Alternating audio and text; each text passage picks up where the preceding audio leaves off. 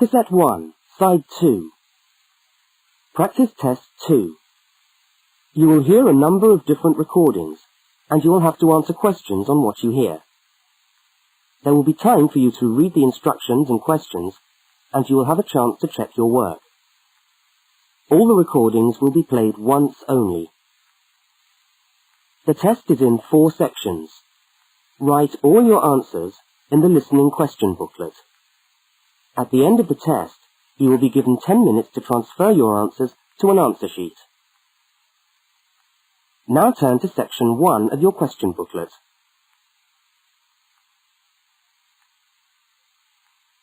Section 1. In this section, you will hear 2 overseas students, Kate and Lukey, being interviewed by a university counsellor.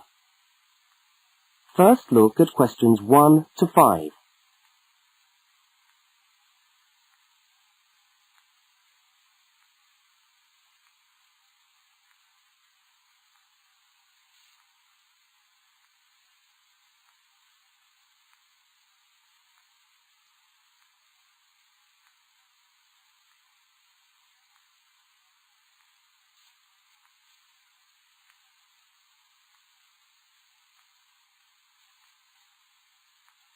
You will see that there is an example which has been done for you. On this occasion only, the conversation relating to the example will be played first.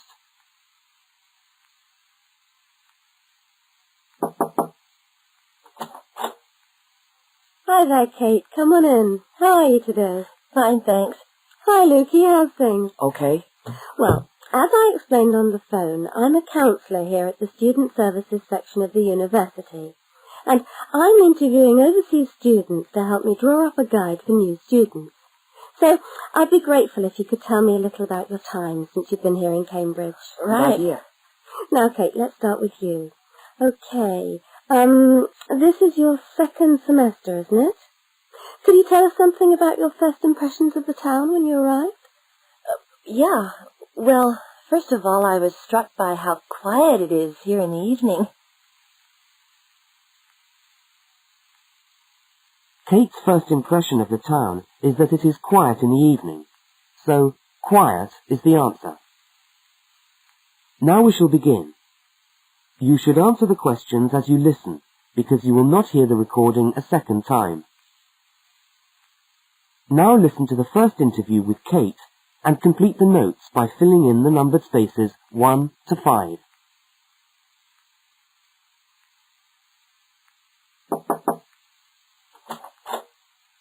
Hi there, Kate. Come on in. How are you today? Fine, thanks.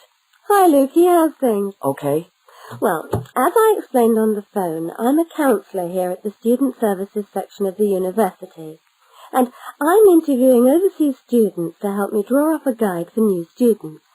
So I'd be grateful if you could tell me a little about your time since you've been here in Cambridge. Right. Now, Kate, let's start with you. Okay. This is your 2nd semester, isn't it? Could you tell us something about your first impressions of the town when you arrived? Yeah. Well, first of all, I was struck by how quiet it is here in the evening. Yeah, I suppose Cambridge is a quiet place. Where did you live when you first arrived? Well, I went straight into student accommodation. It was a kind of student hostel. Ah, right. So, you didn't have to worry about doing your own cooking or anything like that? No, but sometimes I wished I had.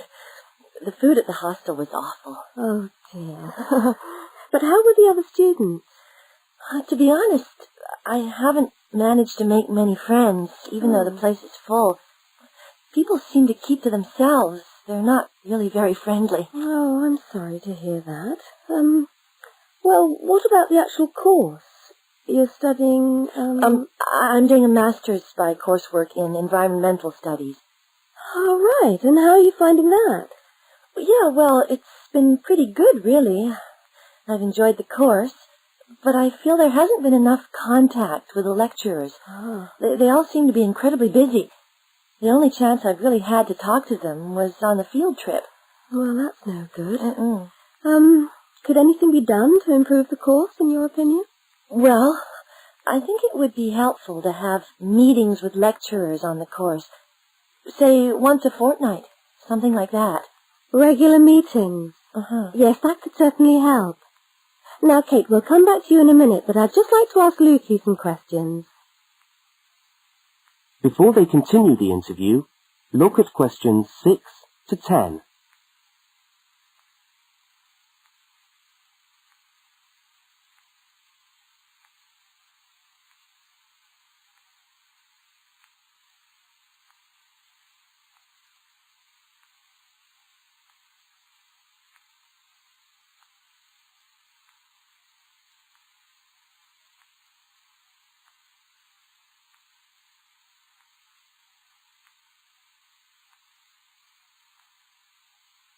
As you listen to the rest of the interview, complete the notes.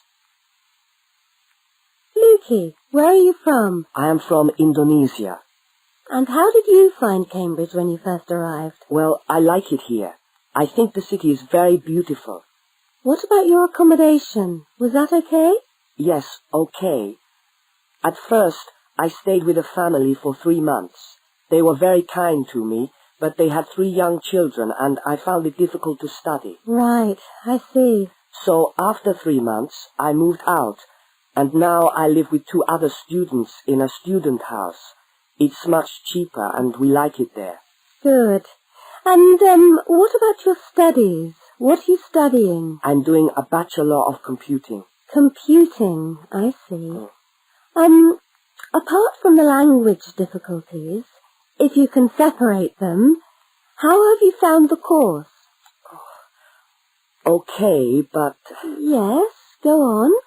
Well, the main difficulty for me is getting time on the computers in the computer room. It's always busy and this makes it very hard to do my practical work. Yes, I'm sure it would.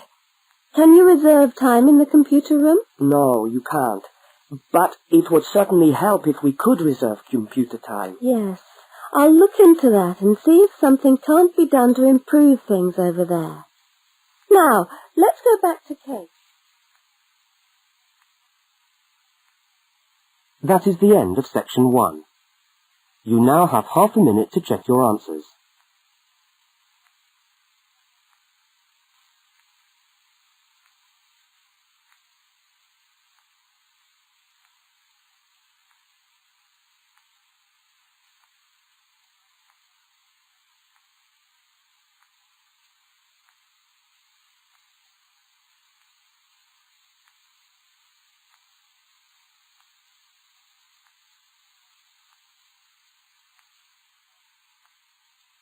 Now turn to section 2.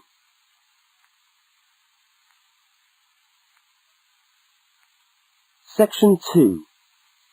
You are going to hear a radio tour about buying a bicycle. First, you have some time to look at questions 11 to 20.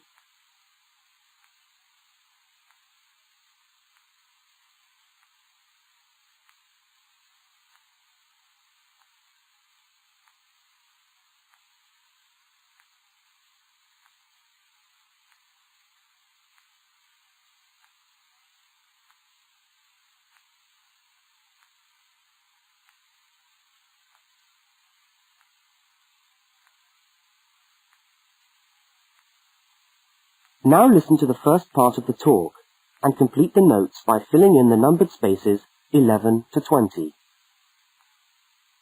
Well, last week we talked about buying camping equipment, and today I'd like to talk to you about buying a bicycle. A simple enough exercise, you might imagine, but there are lots of things to look out for to make sure you get the best deal for your money. Well, the range of bicycles is enormous. There are racing bikes, touring bikes, mountain bikes, or just plain ordinary bikes for riding around town. They vary enormously in 2 basic ways: price and quality. This means that the choice you make will probably be determined by the amount of money you want to pay, your own personal needs, what is actually available, or a compromise of all 3 things. However, in broad terms, you can spend anything from $50 to $2,000 on a bike, so you'll need to know what you're looking for. Single-speed cycles, that is bikes with no gears, are really only suited to short, casual rides. Their attraction is their simplicity and reliability. After years of neglect, they still manage to function, though not always too efficiently. If it's basic transport you're after, then you can't go wrong. 3-speed cycles, on the other hand, are all that is really necessary for most town riding, going to the shops and things like that. Like the single-speed bike, they're simple and reliable. If you are going to be going up and down lots of hills, then you'll probably want something more efficient. 5 and 10-speed bicycles are best suited to riding over long distances or hilly terrain, and to serious touring. So if it's serious touring you're interested in, get a 5 or 10-speed bike. However, it's worth remembering that the difference in price between a 5 and 10-speed cycle is usually very little, and so it's well worth paying that little bit extra to get the 10-speed one. So I would tend to recommend the 10-speed bike as the price is similar. However, you'll be getting better quality components. Now the next thing we need to look at is size. Buying a cycle is like buying clothes. First of all, you find the right size, and then you try it on to see if it fits. Contrary to what you might imagine, the size of the cycle is not determined by the size of the wheels, except in children's cycles, but by the size of the frame. So you'll need to measure the length of your legs and arms to get a frame that is the right size for you. Well, that's all from Helpful Hints for today. That is the end of section 2. You now have half a minute to check your answers.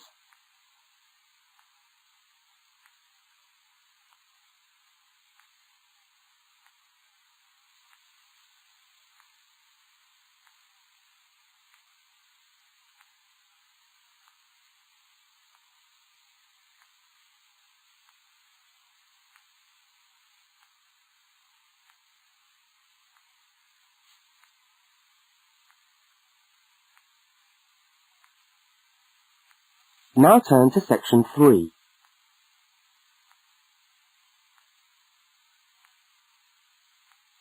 Section 3.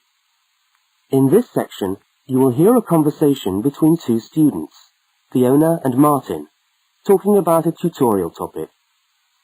First, look at questions 21 to 24.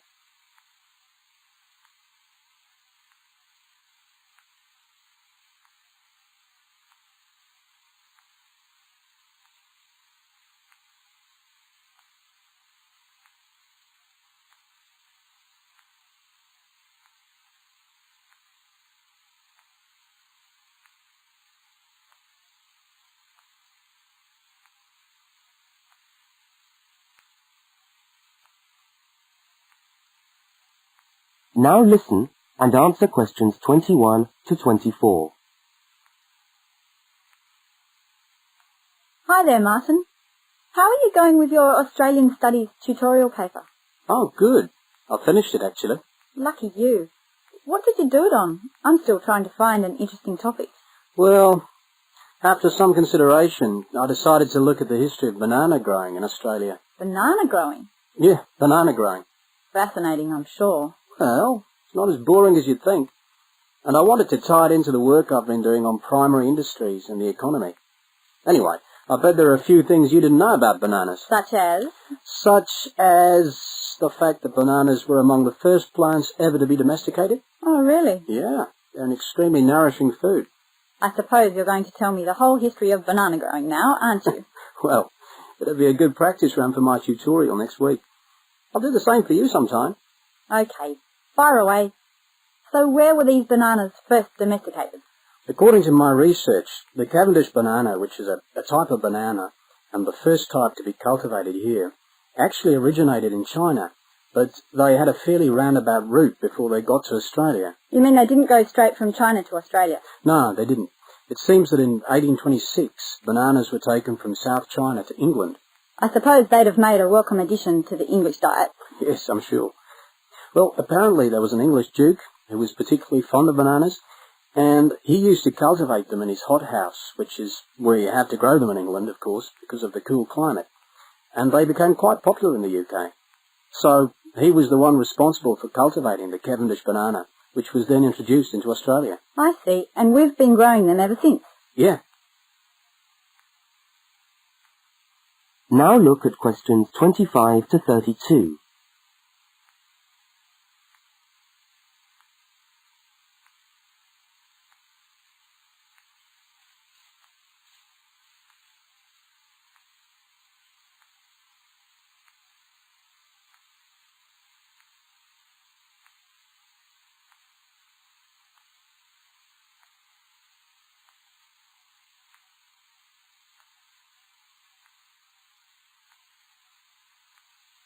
As the conversation continues, complete Martin's notes. Are they hard to grow? Well, yes and no. To grow them in your garden, no, not really.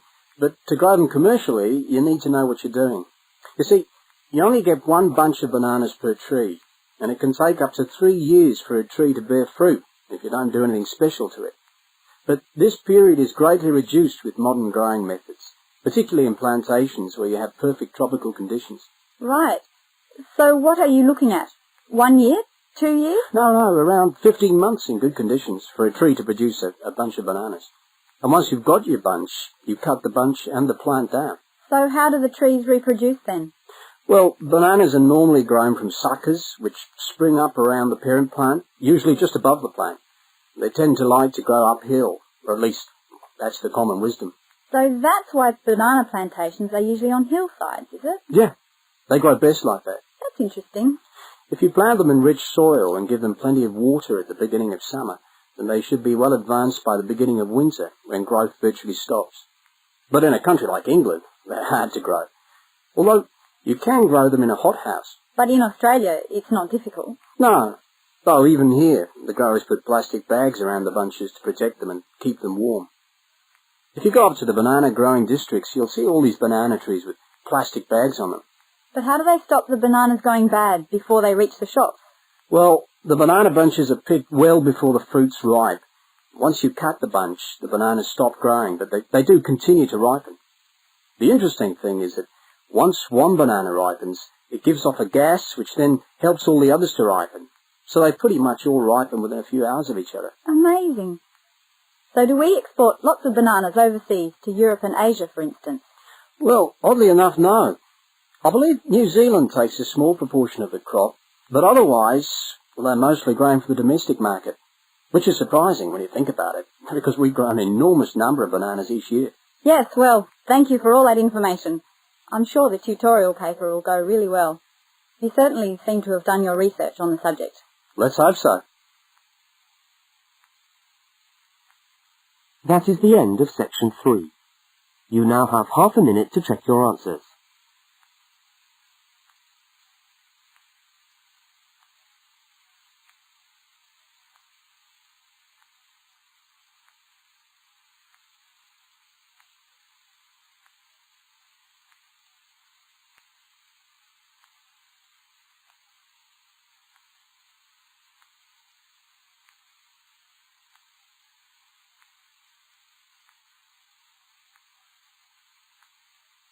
Now turn to section 4.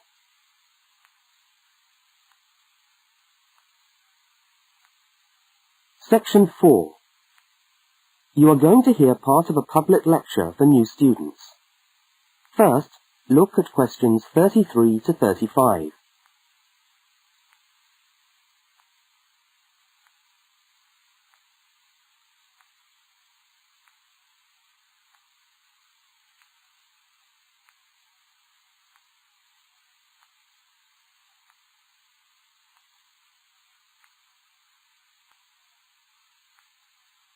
Now listen and answer questions 33 to 35.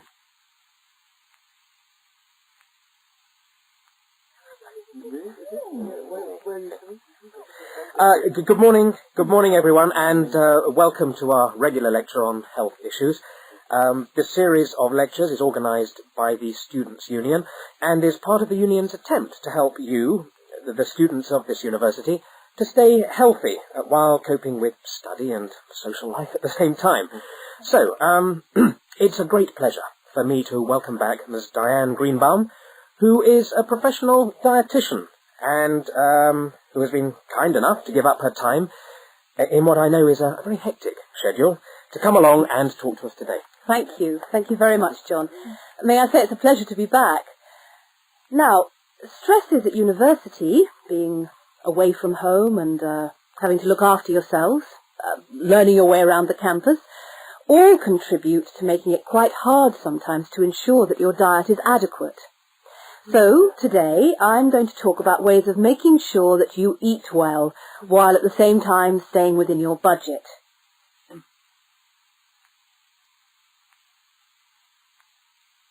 Now look at questions 36 to 41.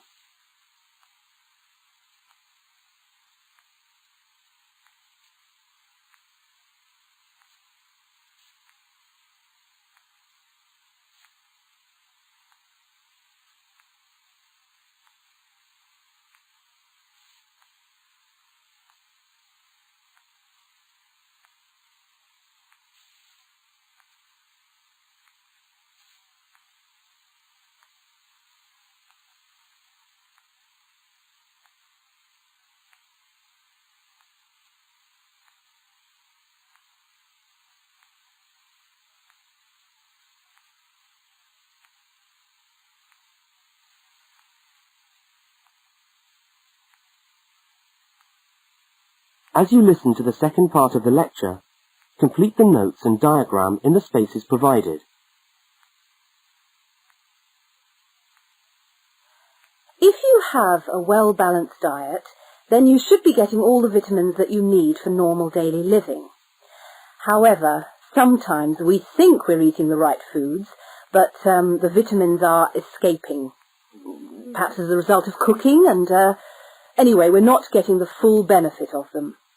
Now, if you lack vitamins in any way, the solution isn't to rush off and take vitamin pills, though they can sometimes help. No, it's far better to look at your diet and how you prepare your food. So, what are vitamins? Well, the dictionary tells us they are food factors essential in small quantities to maintain life. Now, there are fat-soluble vitamins which can be stored for quite some time by the body, and there are water-soluble vitamins which are removed more rapidly from the body, and so a regular daily intake of these ones is needed. Okay, so how can you ensure that your diet contains enough of the vitamins you need? Well, first of all, you may have to establish some new eating habits. No more chips at the uni canteen, I'm afraid. Now, firstly, you must eat a variety of foods. Then you need to ensure that you eat at least 4 servings of fruit and vegetables daily. Now, you'll need to shop 2 or 3 times a week to make sure that they're fresh, and store your vegetables in the fridge or in a cool, dark place. Now, let's just refresh our memories by looking at the healthy diet pyramid. Okay, can you all see that?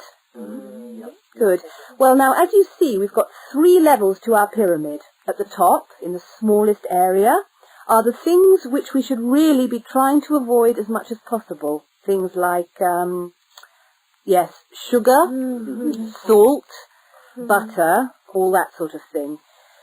Next, on the middle of our pyramid, we find the things that we can eat in moderation. Not too much, though. And that's where we find milk, lean meat, fish, nuts, eggs. And then at the bottom of the pyramid are the things that you can eat lots of, because they're the things that are really good for you. Here we have bread, vegetables, and fruit. So, don't lose sight of your healthy diet pyramid when you do your shopping.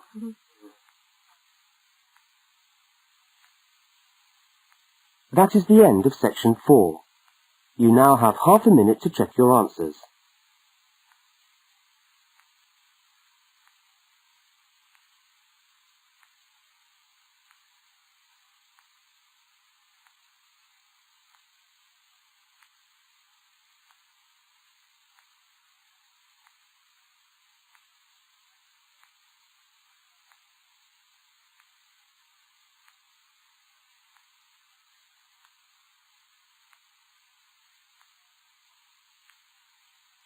That is the